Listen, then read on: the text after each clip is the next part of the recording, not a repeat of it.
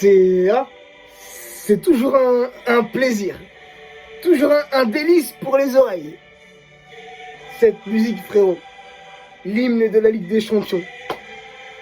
Et celui qui l'a inventé, celui qui l'a créé, franchement, frérot, j'y tire mon chapeau.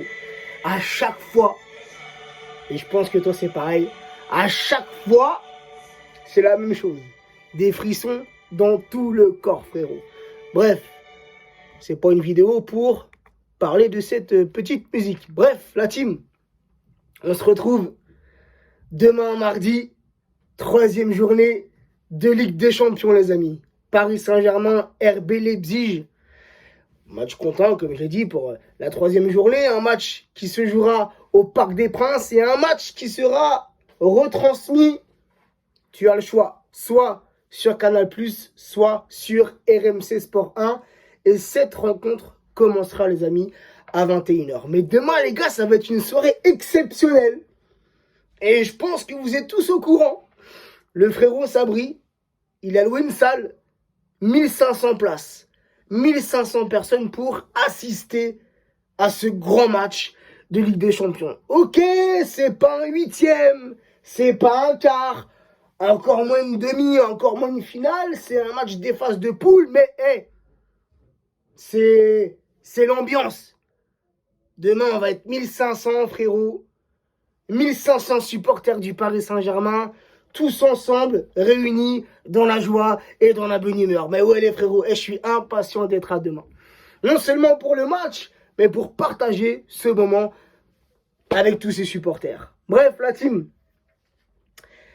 les 5 derniers matchs, toutes compétitions confondues entre ces deux clubs, les amis, j'ai envie de te dire, c'est kiff-kiff, c'est partagé, c'est 2 victoires parisiennes, 2 victoires du RB Leipzig. Et la dernière victoire des Allemands, les amis, rappelez-vous, c'était l'an passé, car on les avait aussi dans nos poules l'an passé, rappelez-vous, on avait galéré contre eux, faut dire ce qu'il y a, les amis. Et Leipzig, donc leur dernière victoire, c'était le 04-11-2020, ça va bientôt faire un an. Et les Allemands s'étaient imposés sur leur pelouse, chez eux, de buts à 1.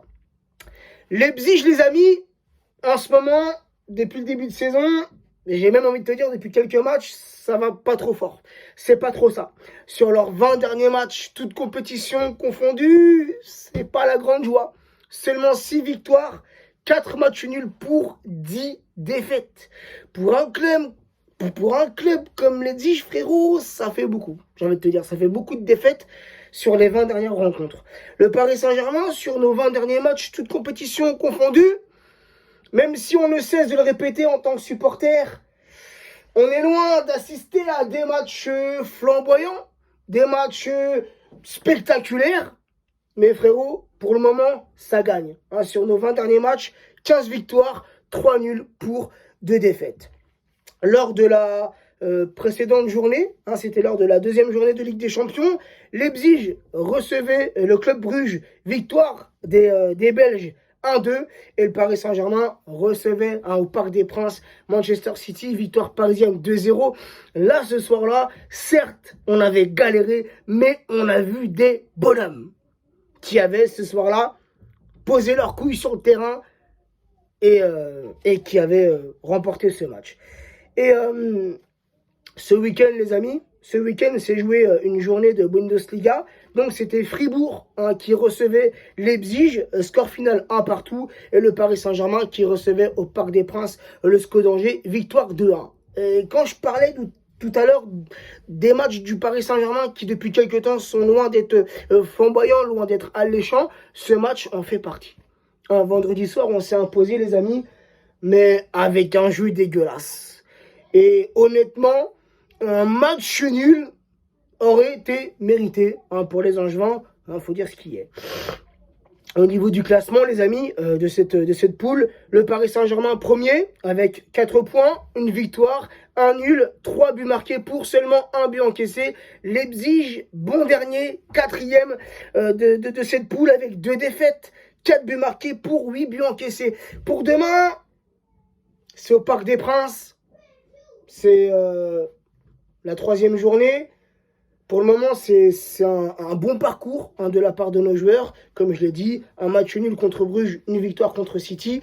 Mais tu vois, et ça on peut le remarquer, on a souvent l'impression qu'on a des Parisiens qui choisissent leur match.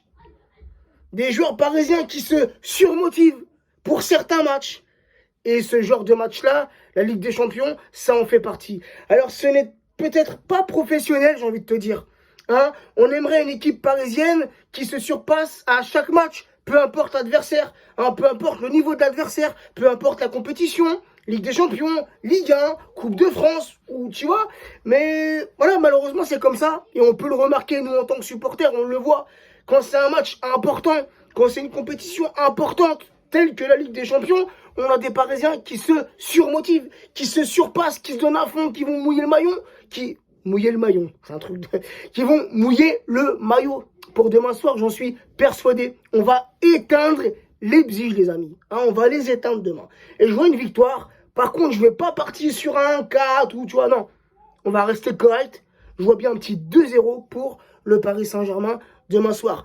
Histoire qu'on puisse un peu se mettre à l'abri avant le match retour des phases de poule. En tout cas, l'infirmerie parisienne ne cesse d'être remplie. Ramos, ça frérot, j'ai envie de te dire, c'est depuis qu'il a signé chez nous. Ramos, j'en avais déjà parlé. Paredes, un blessé apparemment jusqu'à la prochaine trêve. Paredes, c'est quand même un manque. Hein, même si là, depuis le début de saison, on a très peu de temps de jeu. Bref, Di Maria suspendu. Et c'est son dernier match de suspension demain contre Leipzig.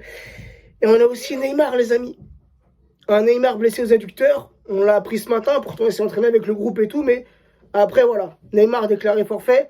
Alors qu'il a fait un bête de match contre l'Uruguay. Il revient, frérot. Problème aux adducteurs. Il n'est pas là pour demain. En espérant qu'on récupère Neymar pour le Classico dimanche. Bah voilà, c'est une semaine, frérot. Elle est folle. Hein, demain, Ligue des Champions. Et ce week-end, frérot, le Classico. Et Gendouzi qui a ouvert sa gueule aujourd'hui. Non, c'était plutôt hier après le match. Mais tranquille, là, on y reviendra, frérot, dans l'avant-match que je ferai samedi. Là, c'est ça. Là, c'est la Ligue des Champions, frère. Là, c'est pas l'OM. Bref. Et on a pour demain Navas et Icardi qui sont incertains. Rappelez-vous Navas qui était revenu blessé de sa sélection. Et Icardi, bah, c'est voilà, ces histoires de tromperie, hein, ces histoires de cul avec Wanda, frérot.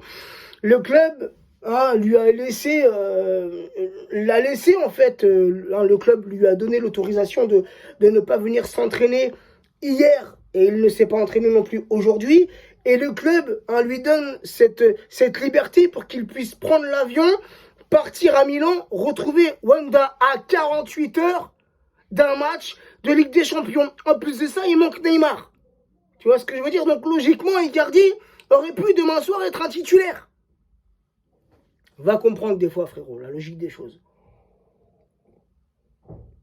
Le mec, il est là, il trompe sa meuf.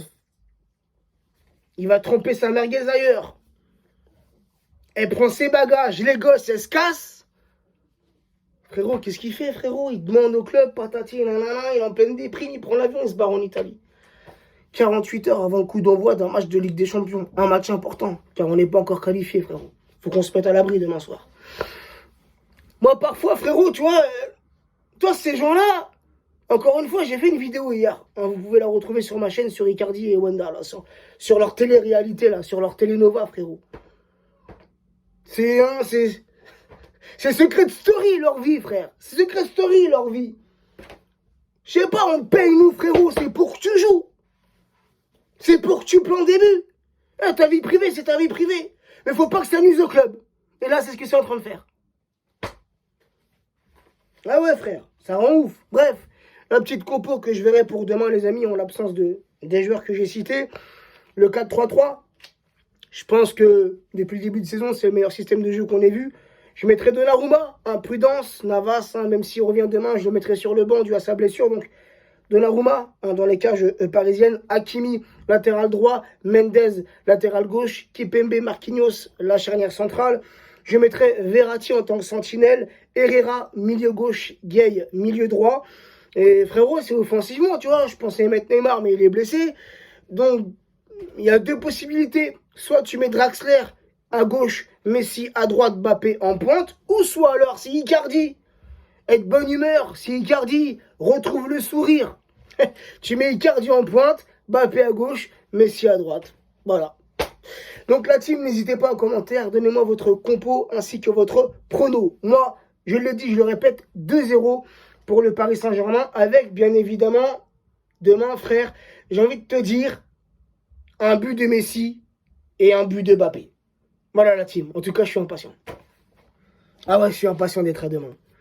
Petite journée de taf et tout, bim, on prend la voiture, direction, et je vous dirai pas où c'est frère. Ah non, je peux pas. Je peux pas vous dire où c'est la salle, frérot. Il y en a qui sont pas conviés, tu vois. Ça serait. Voilà, tu vois ce que je veux dire?